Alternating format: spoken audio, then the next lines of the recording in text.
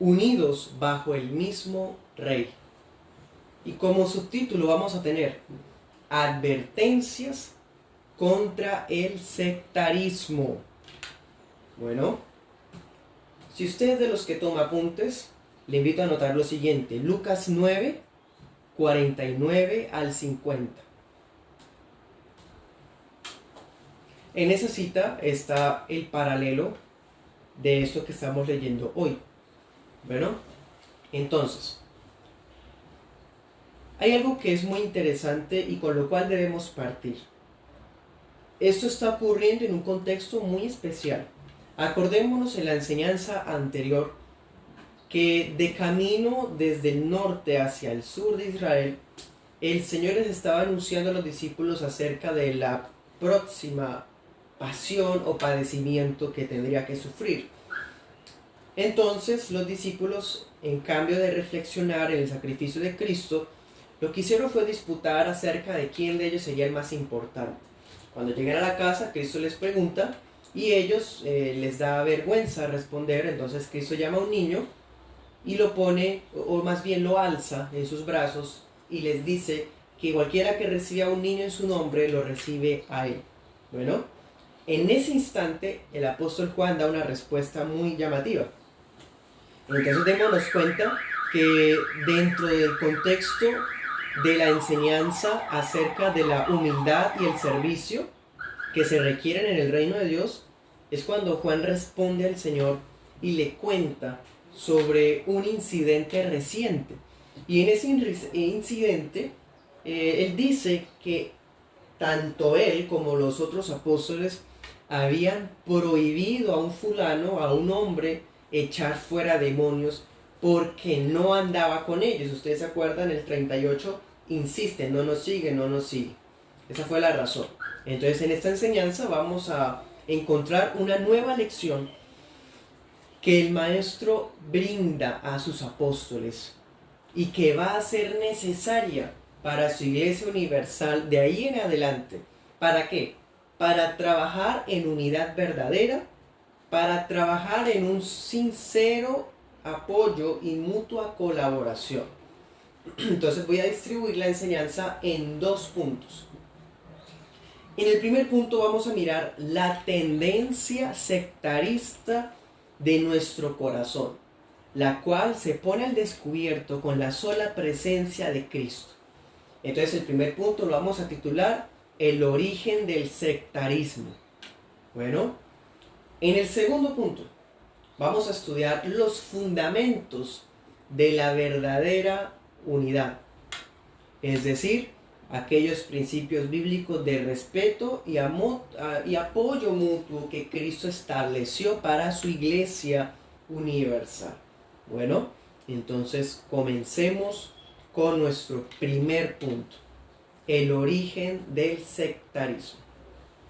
Marcos 9, verso 38.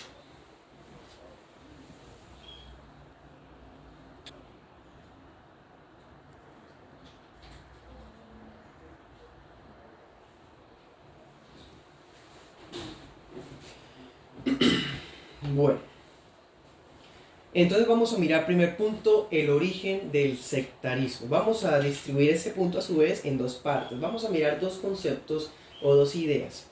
Lo primero, vamos a mirar un celo dañino. Vamos a mirar que el celo dañino surge de manera individual.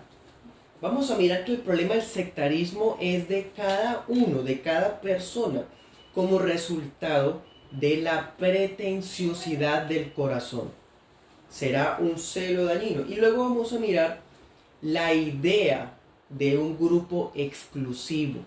Ya no solamente vamos a tener ese sectarismo de manera individual y personal, sino que empezamos a profesar un sectarismo ya como colectividad, como iglesia local. Entonces muchas veces consideramos que nuestro grupo de creyentes es superior a grupos de otros hermanos. Ese es sectarismo y es lo que vamos a mirar en este primer punto, el origen del sectarismo. Bueno, comencemos entonces a desarrollar la idea. Vamos a mirar que la persona que reaccionó ante las palabras de humildad y servicio de Cristo fue Juan. Acordémonos algo. ¿Cómo le decía Cristo al apóstol Juan antes? Usted podrá decir, el apóstol amado. Pues déjeme decirle que antes de haberse ganado ese título, el apóstol Juan, el título que se había ganado era Boanerges, o sea, un hijo del trueno, una persona impulsiva, impetuosa y casi que problemática. Así era nuestro apóstol del amor, el apóstol Juan. Obviamente sabemos que el Señor transformó su vida. El Señor nos permite, es probable que en el mes de marzo, si Dios quiere y vivimos, estudiaremos la vida del apóstol Juan en nuestra serie temática. Por lo pronto, tenemos es que era un hijo del trueno y está reaccionando él como persona. Entonces, a propósito de la discusión sobre quién es el más importante, los 12 siguen aflorando más señales de su orgullo y de su inmadurez. Hermanos y amigos, quizá la lección que Cristo les acaba de dar caló en su conciencia, de tal forma que Juan se acordó de aquel hombre al que habían visto echar fuera demonios en el nombre de Cristo. No sabemos cuál hombre sería, lo que sabemos es que Juan dice que nosotros fuimos, yo lo vi, lo vimos y fuimos y se lo prohibimos. Eso lo dice el apóstol Juan, ¿sí? Entonces es como si él tuviera temor de que el maestro puede decirle si lo que él hizo estuvo bien o estuvo mal. Por otro lado, eso es una posibilidad, y por otro lado, también puede ser posible que lo que está haciendo Juan aquí en el verso 38 es algo muy llamativo, y es cambiar el tema. Algunos comentaristas piensan que el apóstol Juan lo que está haciendo es cambiar de tema. Entonces, él quiere mostrar que él sí se merece ser el más importante porque ha tenido mucho celo. Tanto celo que hasta detuvo o trató de impedir que un fulano siguiera usando el nombre de Cristo.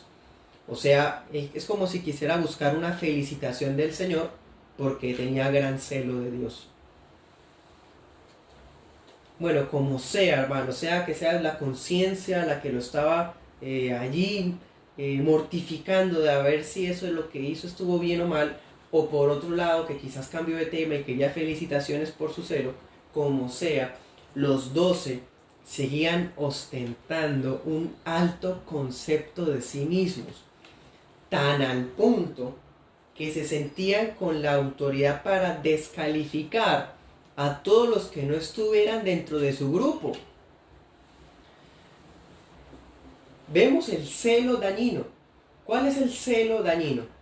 El celo dañino es cuando sentimos un celo de Dios, o por lo menos supuestamente de Dios, porque no es a favor de la verdad, sino que es a favor de nuestras propias posiciones en el reino de Dios. Cuando no buscamos tener celo por la verdad, sino a expensas de la verdad, entonces este celo es dañino. Bueno, y eso es lo que conlleva al sectarismo. Vamos a definir sectarismo de la siguiente manera. El sectarismo es un sentimiento de exclusividad. Claro, no es de nuestro grupo. Si no es de nuestro grupo, pues entonces no está bien que haga eso. Vamos a callarlo, vamos a detenerlo.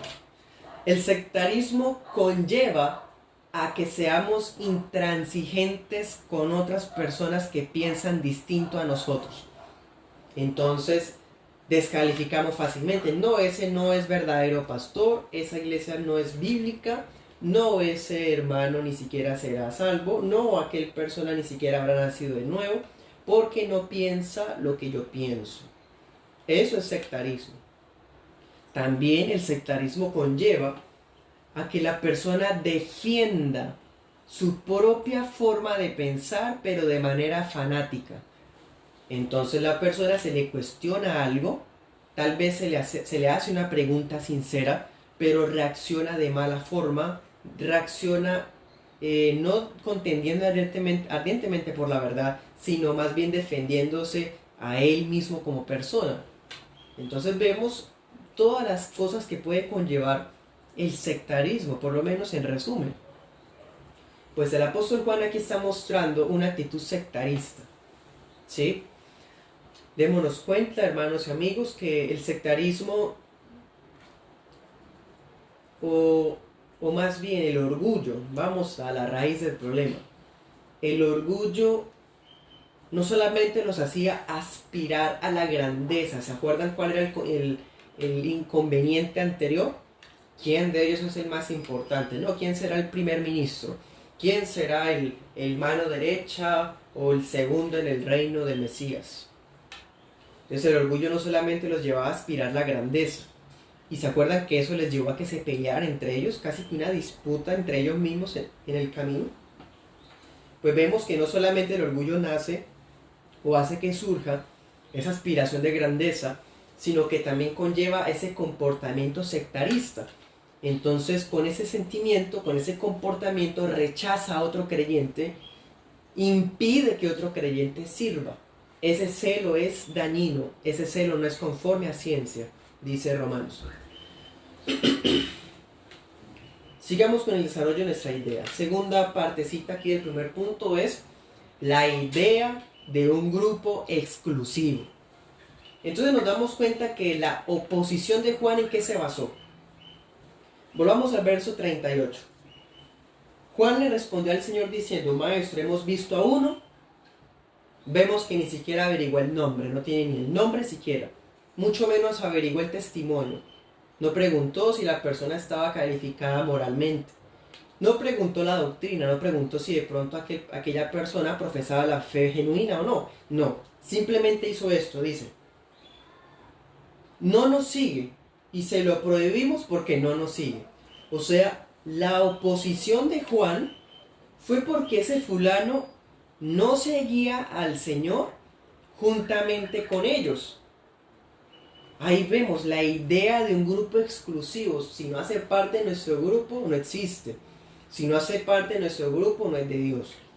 Entonces podemos imaginarnos a Juan diciendo: bueno, ¿y quién nombró a ese fulano que quiere formar obra aparte de nosotros? Pues vemos, hermanos y amigos, que esa situación se ha repetido a lo largo de la historia. Recordemos el celo institucional que se levantó contra muchos predicadores itinerantes de siglos atrás. Un ejemplo: John Bunyan. John Bunyan, si usted revisa la historia de la iglesia acerca de este personaje, se va a dar cuenta que en su momento a él lo impidieron predicar muchas veces, hasta lo encarcelaron por años. ¿Por qué? Porque predicaba sin licencia. Entonces vemos que ese celo dañino ha hecho muchos daños a la Iglesia Universal en todos los siglos, y eso sigue ocurriendo actualmente. Entonces vemos que los apóstoles le prohibieron al hombre servir en el nombre de Jesús, sencillamente porque no andaba con ellos. Hay algo que es muy interesante que tampoco quiero que lo perdamos de vista, y ya que estamos estudiando este pasaje, no voy a ignorarlo. En el griego, en el verso 38, cuando dice se lo prohibimos, esa expresión griega se podría traducir como tratamos de detenerlo. Tratamos de detenerlo. ¿Eso qué significaría? Significa que de todas formas ese hombre continuó con su servicio, dada la convicción plena de que lo que hacía sí era de Dios. Impresionante. Así debe ser todo aquel que ha sido llamado genuinamente por Dios. Así se levante los pastores más famosos de su país, los más de renombre, los de más años, a descalificarnos, siga adelante siempre y cuando tenga en su corazón y reconozca un sano llamado de parte de Dios. Vemos que Juan sería el que tomó la vocería. Podemos imaginárnoslo. Cuando Juan se encuentra con esa cena, él es el hijo del trueno que sale a la defensa del grupo exclusivo, tratando de impedirlo que siguiera llevando a cabo esa labor. Recordemos algo importante. Los apóstoles habían recibido autoridad para expulsar demonios, ¿se acuerdan? Eso está en Marcos 3:14 al 15. Marcos 3:14 al 15 dice que Cristo estableció a 12 para que estuvieran con él, versículo 15, y tener potestad para echar fuera demonios. Pero el hecho de que ellos tuvieran la autoridad para hacer ese milagro extraordinario no imposibilitaba que hubieran otros hombres que recibieran de Dios el don extraordinario de milagros, porque ese don respondía a la fe en Jesús. Y en este periodo de la iglesia, muchas personas recibían ese don de milagros como consecuencia de una fe salvadora. Y otra cosa interesante, volvamos a Marcos 9. Recordemos el verso 18 que había pasado. En ese mismo capítulo, miren qué impresionante, mismo capítulo. ¿Se acuerdan qué había sucedido? Dice, el papá del muchacho que había estado con la epilepsia, decía, dije a tus discípulos que lo echaran fuera y no pudieron. Recordemos eso. Los 9 apóstoles recientemente habían sufrido un fiasco, una vergüenza relacionada con el exorcismo. No fueron capaces de liberar a un muchacho. Pero ahora se estaban abrogando, se estaban creyendo que tenían la autoridad para impedir que otro que sí estaba logrando hacer exorcismos lo pudiera hacer. Qué ironía. Y así muchas veces ocurre. Ellos en ese mismo capítulo no habían sido capaces. Y había otro que sí lo estaba haciendo en el nombre de Cristo, que ellos no lo hicieron y estaban yendo a prohibirlo.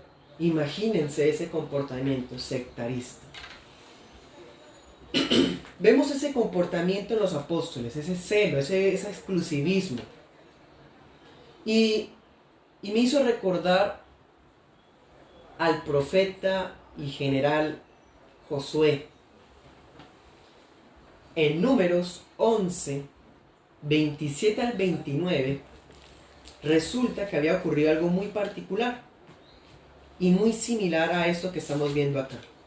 En Números 11, 27 al 29, dice que un joven de esos que son comunicativos, muy comunicativos y diligentes en pasar mensajes a otros, fue a hablarle a Moisés y le dijo, unos fulanos profetizan en el campamento, o sea, como queriendo llevar quejas.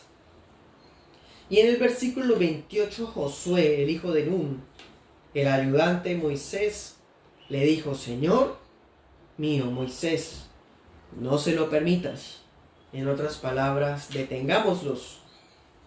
Versículo 29, Moisés respondió, ¿tú tienes celo por mí? Ojalá todo el pueblo de Jehová fuera profeta. Amén. Juan nos está impidiendo que alguien sirva en mi nombre, traiga libertad a otras personas en mi nombre. Quisiera yo que todos en el pueblo hicieran eso con todos los demás. Les estaba ocurriendo como a Josué. O quizás, por otro lado, les estaba ocurriendo como Elías. Anota la cita bíblica, Romanos 11, del 2 al 5. Romanos 11, del 2 al 5. Quizás tenían el complejo de Elías. ¿Sabe usted cuál es el complejo de Elías? Pues que Elías pensaba que él era el único profeta del Señor en pie en ese preciso instante en todo el mundo. Él creía que era el único que faltaba. Entonces de pronto Juan tenía ese complejo también y decía, nuestro grupo de 12 son los únicos con la autoridad de predicar. Y para tener autorización de predicar tienen que hacerse parte de nuestro grupo y nosotros sí le damos permiso. Imagínense eso, hermanos y amigos. ¡Qué tremendo! Aprovecho para hacer unas aclaraciones. Primero, con esas palabras el Señor no está auspiciando el ecumenismo. Aquí nos está diciendo que podemos unirnos entre muchas iglesias, iglesias sanas con sectas. porque como seguimos al mismo Dios, entonces unámonos. Esa idea es satánica y la rechazamos completamente. Segundo, Cristo no está desalentando la membresía local. No significa que entonces nuestras iglesias locales no tengan cierto exclusivismo de impedir que algunas personas indignas entren a la membresía o participen de la cena del Señor y demás servicios. Tercero, no significa que no tengamos el discernimiento necesario para poder darnos cuenta de cuál iglesia no es una iglesia, sino una sinagoga de Satanás. Cuando un siervo de Dios es genuino y cuando es una persona fingida. No significa eso.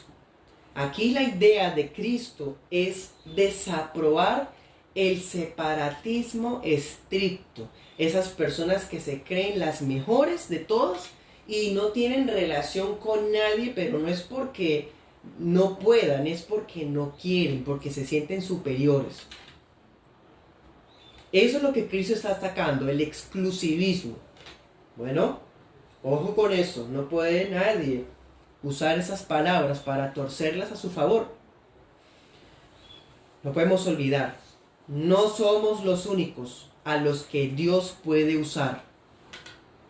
Y de hecho, ojo con esto, Dios puede capacitar a otros mejor que a usted.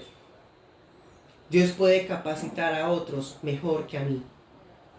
Ahora preguntémonos, ¿vamos a sentirnos amenazados ante el éxito ministerial de otro que predica el mismo Cristo?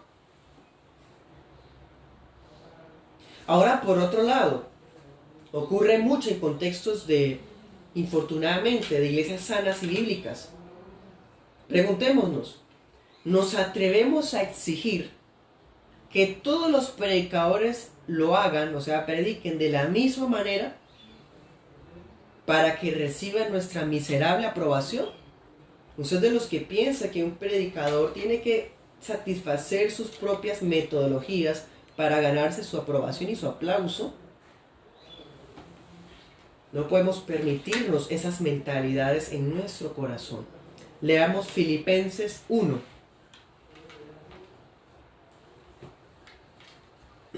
Filipenses 1, 17. Dice, el apóstol Pablo está hablando aquí desde la cárcel y está contando que había unas personas que estaban aprovechando que Pablo estaba en la cárcel para ganar adeptos para él, para ellos pues.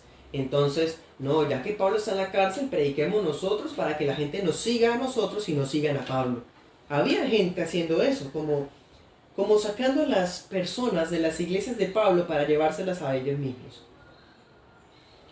Entonces Pablo dice lo siguiente, los que habían algunos que no lo hacían de esa forma sino por amor.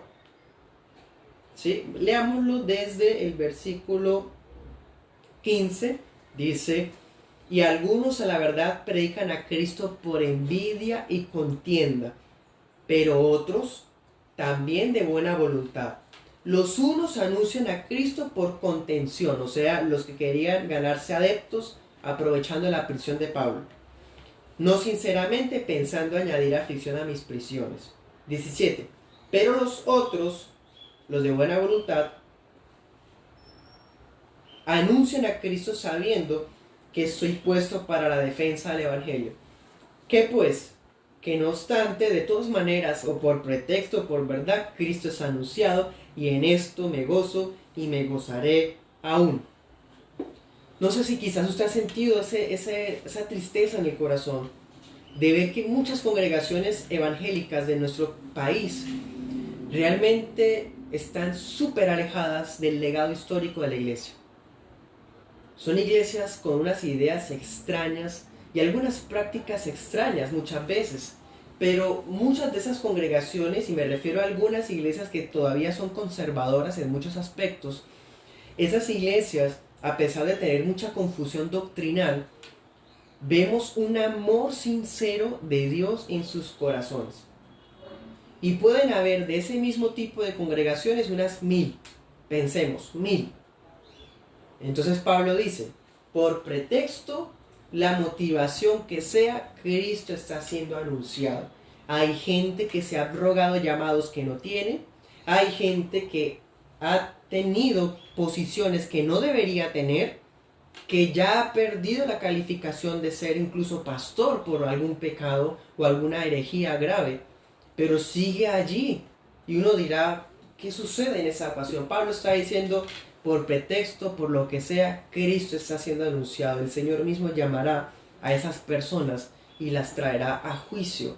Pero por lo menos el nombre de Cristo va a seguir siendo anunciado. Y aclaro otra cosa, no de ninguna manera estamos justificando estar o seguir a falsos maestros, falsos pastores o falsos profetas. Lo que sucede es que muchas veces, incluso Dios, a pesar de que alguien escuche el Evangelio de boca de uno de esos falsos maestros, las personas empiezan a escuchar el Evangelio y empiezan a acercarse a iglesias verdaderamente bíblicas. La mayoría de nosotros no provenimos de iglesias reformadas ni de iglesias que inicialmente estaban bien. Entonces, por medio de aquellos lugares donde estuvimos, el Señor nos fue guiando hasta este punto, no se nos olvide. Bueno, vamos con el segundo punto. Los fundamentos de la verdadera unidad. Versículo 39, volvamos a Marcos. Marcos 9:39 dice, Jesús dijo, no se lo prohíban. Jesús no apoyó la negativa de los apóstoles contra aquel hombre, sino que estamos viendo que Cristo está respaldando a ese hombre. Vamos a mirar los argumentos del Señor en tres formas. Primero, vamos a mirar que el Señor está enseñando que la confesión de su nombre era lo que los unía, tanto a los 12 como con aquel hombre. Segundo, vamos a mirar que hay un sello de aprobación que cada uno necesita, y es el sello de pertenecer a Cristo. Y tercero, vamos a mirar que sea lo que sea, donde sea que estemos, todos los discípulos van a ser recompensados igualmente. Bueno, comencemos a desarrollar el segundo punto. Una misma confesión. Como estamos viendo, versículo 39, implícitamente el Señor confirmó que aquel hombre había logrado hacer milagros de liberación de demonios a través de su nombre.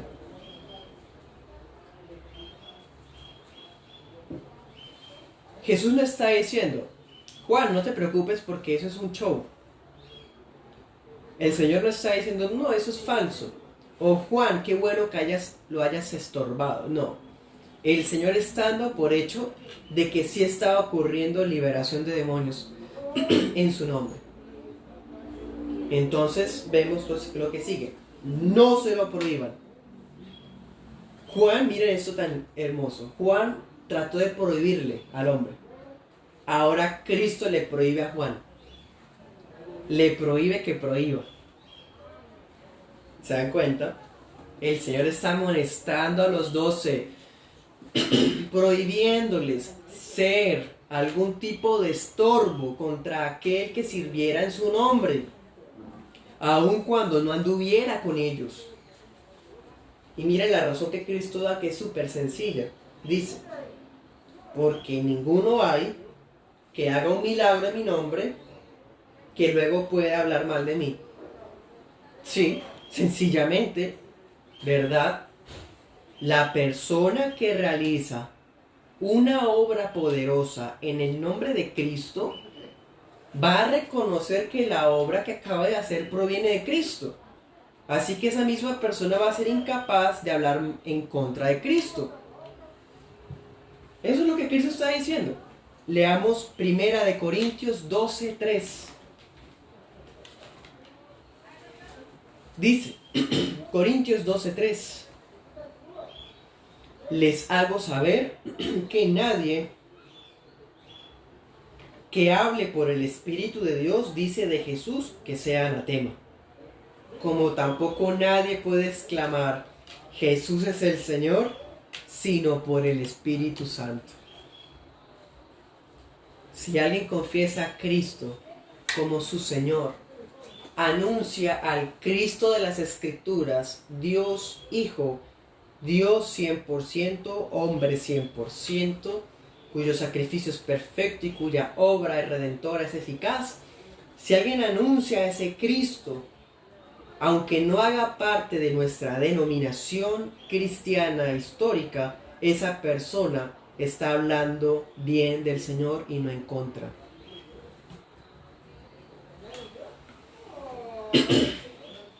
Además, recordemos algo, versículo 29, allá en Marcos. Volvamos a Marcos, verso 29. ¿Se acuerdan cuando ellos le preguntaron al Señor por qué nosotros no fuimos capaces de sacar a aquel demonio? Versículo 29, ¿cuál fue la respuesta de Cristo? Este género con nada puede salir sino con oración. ¡Wow! Estamos viendo que aquel desconocido estaba andando no solamente con fe salvadora, sino que él se estaba practicando los medios de gracia que los mismos dos estaban descuidando.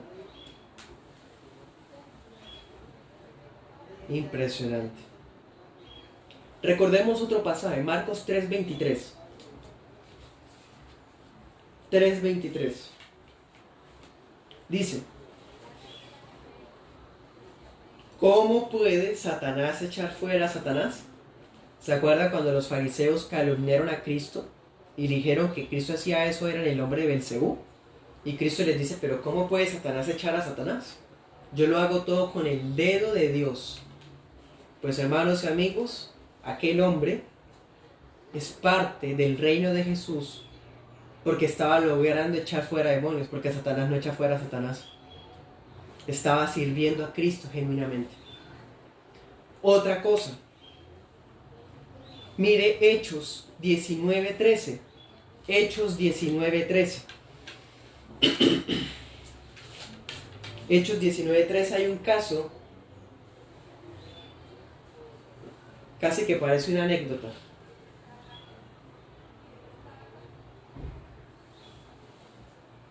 (19:13) dice: algunos de los judíos exorcistas ambulantes intentaron invocar el nombre del Señor Jesús sobre los que tenían espíritus malos, diciendo: los conjuro por Jesús, el que predica Pablo. Versículo 14: había 7 hijos de un tal Esceva, judío, jefe de los sacerdotes, que hacía esto. Pero el espíritu malo respondiendo dijo: a Jesús conozco y sé quién es Pablo, pero ustedes quiénes son. Ay, hermanos, el hombre desconocido allá de Marcos 9 estaba usando el nombre de Jesús y estaba lográndolo. No era un exorcista farsante, era genuino. Ahora miremos otro versículo, Mateo 7:21. Mateo 7:21, un texto muy famoso, dice: no todo el que me dice Señor, Señor, entrará en el reino de los cielos, sino el que hace la voluntad de mi Padre que está en los cielos. Muchos me dirán en aquel día: Señor, Señor, ¿no profetizamos en tu nombre? Y en tu nombre echamos fuera demonios, y en tu nombre hicimos muchos milagros. Y entonces les declararé: nunca los conocí, apártense de mí, hacedores de maldad. Cristo no está diciendo: yo a ese hombre no lo conozco. Antes, Cristo lo está defendiendo de los 12 apóstoles. Ese hombre no era un siervo fingido, era genuino, era un hombre de Dios, de verdad. No era un hombre que estaba en iniquidad. No. Miremos eso, hermanos. El sentimiento de exclusividad tan grande que sentían los discípulos, que se estaban oponiendo al ministerio de ese fulano sin averiguar si profesaba la sana doctrina, sin averiguar si no practicaba pecados que lo inhabilitaran. Las cosas estaban demostrando, los hechos estaban demostrando que él estaba hablando sana doctrina y que no estaba en iniquidad, era un varón de verdad. ¿Cuántas veces Nos atrevemos incluso a ignorar el testimonio de integridad personal de algunos varones, predicadores, pastores o maestros. Ignoramos la sana doctrina, la sana palabra que proclaman, pero los menospreciamos o los menosprecian basados en paradigmas y en dogmas que consideran que tienen que ser necesarios. Hoy día hay muchos hermanos de sana doctrina de este lado de la reforma que se atreven a decir que algunos otros que no están dentro de sus propias posiciones, entonces están haciendo las cosas mal. Ay, hermanos y amigos, exigiéndole cosas necesarias y requisitos a otros que Cristo no exigió a este varón, por ejemplo. Nunca caigamos en la idea de creernos o de creerse la única iglesia verdadera. O creer que su iglesia es la única que hace las cosas bíblicamente mejor.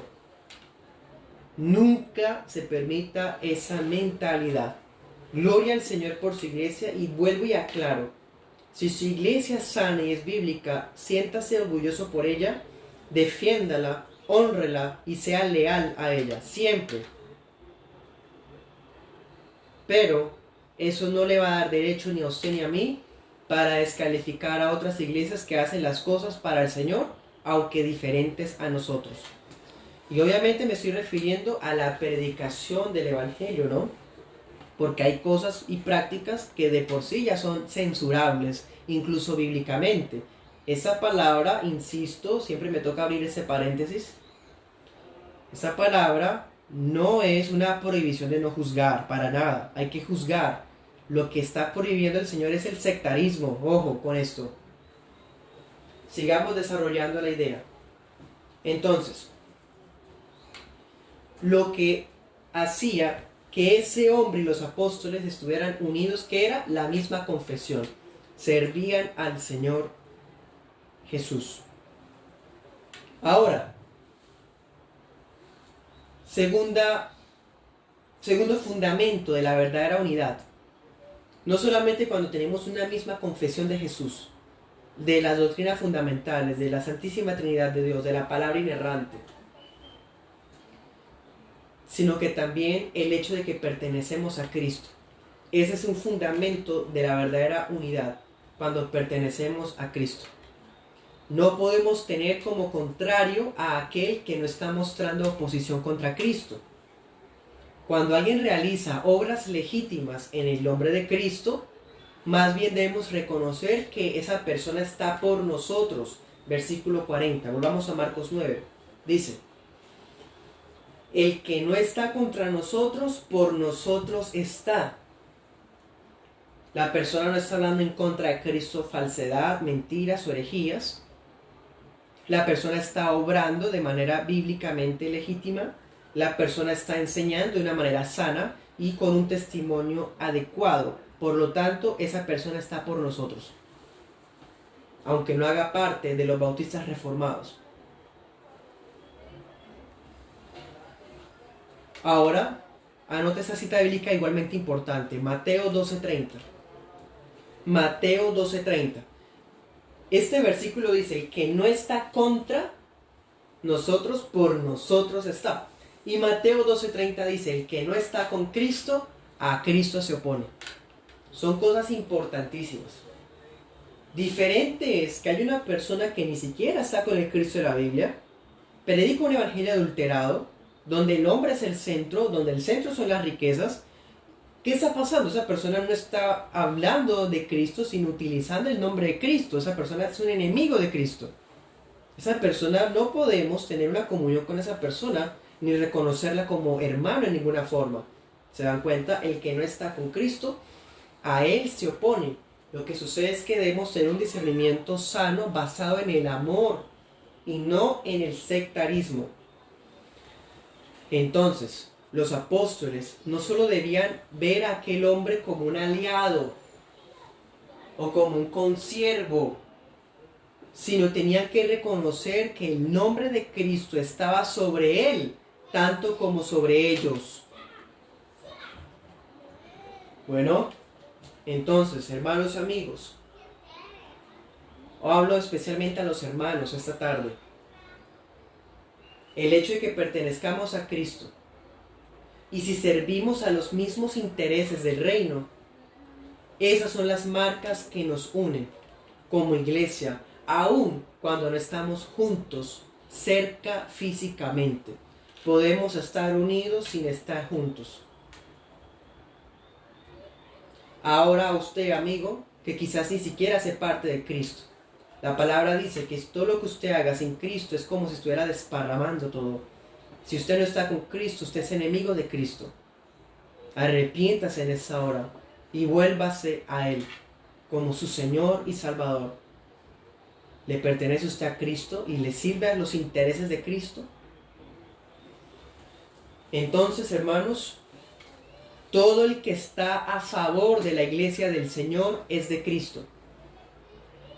Y el que está a favor de Jesús va a estar a favor de la iglesia del Señor.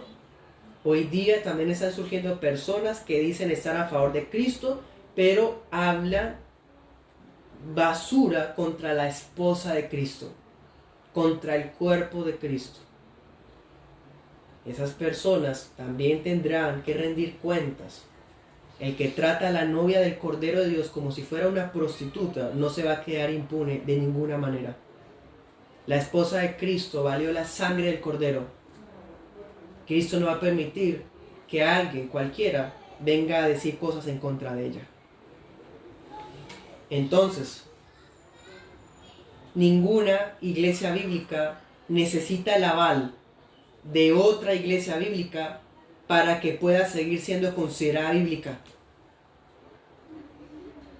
Cuando una iglesia sana busca la confraternidad con otra iglesia, no es para buscar la aprobación de ellas.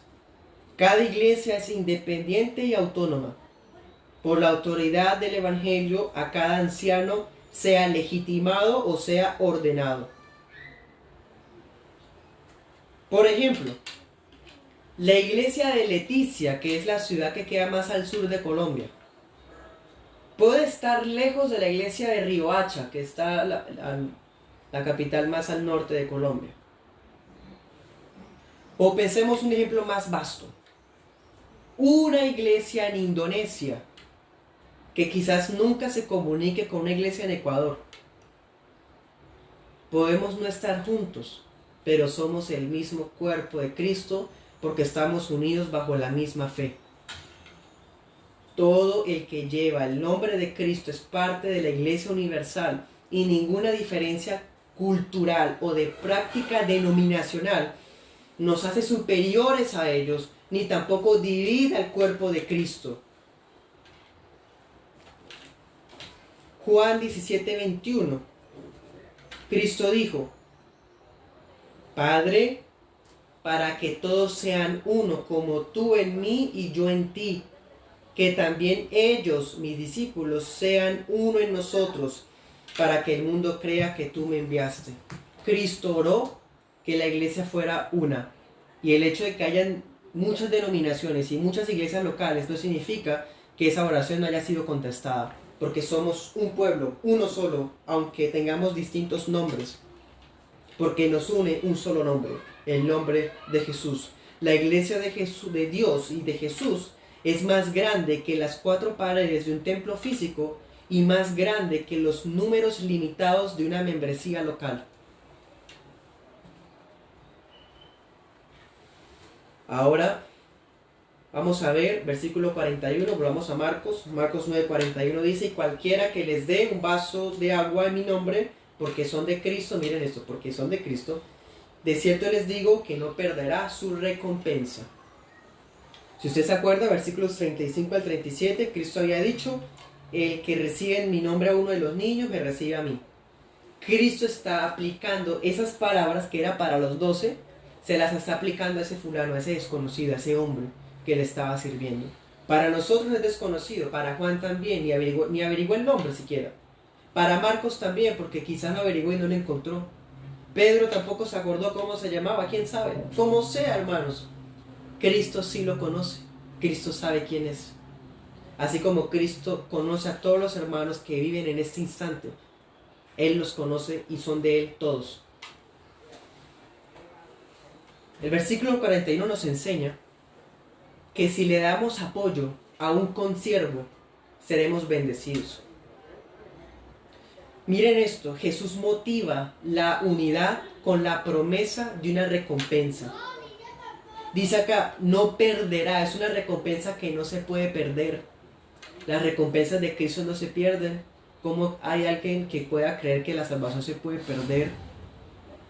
Entonces, si ni siquiera la recompensa de dar un vaso de agua se pierde, ¿cómo se va a perder el don más grande? Pero notemos que la causa de la recompensa no es por la nobleza del servidor. No es porque usted dio 1 litro de agua y entre más litros dé, más recompensa. No. Aquí es por el hecho de ser de Cristo. Todo aquel que apoya la obra de Cristo, que manifiesta el espíritu de servicio cristiano, que anuncia el nombre de Jesús, el Rey lo va a recompensar en el día del juicio. Quien quiera que sea y donde sea que esté. Así que, hermanos, en vez de estorbar el obrar de otros hermanos, debemos apoyarlo, así sea con un vaso de agua. ¿Se acuerdan Mateo 25:40? Mateo 25:40, Cristo dijo, lo que hicieron a esos pequeños me lo hacen a mí. Me lo hacen a mí. O preguntémonos algo, ¿nos opondremos a alguien que Cristo en el juicio va a recompensar? Otra cosa, ¿nos alegramos cuando un hermano destaca más que nosotros en su servicio y fidelidad? O quizás hay quienes están sirviendo para empezar a verse ellos mismos. Nosotros debemos seguir el ejemplo de Gallo, el hermano que está en Tercera de Juan 5-8. Tercera de Juan 5-8. Este hermano dice que él recibía a misioneros, evangelistas y predicadores de otras iglesias y los atendía con hospitalidad, con generosidad, y muchas veces ni siquiera los conocía personalmente. No sabía quiénes eran, pero los servía. Así debe ser la iglesia del Señor. Y por otro lado, seguimos el ejemplo de Aquila y Priscila. Hechos 18, 24 al 26. Hechos 18, 24 al 26. En ese pasaje se nos dice que cuando Aquila vio que Apolos predicaba de manera usando la Biblia, pero que fallaba en algunos detalles, lo que hizo Aquila fue tomar a Apolos y empezó a instruirlo mejor para darle más luz. Entonces miren esto, Aquila no publicó en el Facebook, o Aquila no empezó a hablar con otras iglesias diciendo vamos a prohibirle a Apolos predicar porque no sabe. Aquila tampoco dijo a la gente no escuchen a Apolos porque Apolos no ha salido de nuestro seminario, o porque Apolos no ha hecho parte de la confesión, o porque Apolos no fue nombrado, está ahí predicando, no sabemos de dónde salió. No, Aquila lo tomaron aparte y le hablaron con más claridad. Ese es el amor servicial que debemos brindar, porque el que no está contra nosotros, por nosotros está. En conclusión, hermanos y amigos, qué dañino es ese celo que nos lleva a despreciar la labor de otros. Y saben, lo más lamentable es que siempre se basa ese desprecio en lo grande que se considera la labor propia. Lo grande que se considera la labor propia. Muchos hermanos, basados en un celo excéntrico, atentan contra la unidad de la iglesia y la confraternidad de servidores. Algunos tienen un concepto tan grande de sí mismo que incluso recomiendan a ovejas de otras iglesias sanas salirse de allí porque éstas no repiten prácticas que ellos sí practican. Otros se atreven a deslegitimar procedimientos de otras iglesias locales basados en sus propios pareceres. Esas cosas no deberían ser así. Hermanos y amigos, vamos a aprender. La iglesia de Cali no puede imponerse sobre la iglesia de Bucaramanga para que ésta haga las cosas como las hace aquella. Una iglesia en Estados Unidos no está autorizada para desprestigiar los procedimientos bíblicos internos, congregacionalistas o de disciplina que haga una iglesia en España, porque haga las cosas distintas. No, hermanos. Cristo Jesús es Rey de toda verdadera unidad. Debemos mostrar amor cristiano a todo el que tenga frutos de haber nacido de nuevo, aunque sea un hermano pentecostal trinitario o aunque sea un hermano presbiteriano. Así como procuramos la humildad y el servicio de manera individual, también debemos procurar colectivamente la sana unidad y la cooperación con los que están por nosotros. Y si amamos a Cristo, amamos la expansión del reino, sea que nosotros seamos los instrumentos para que el reino crezca o sean otros. Amén. Oremos.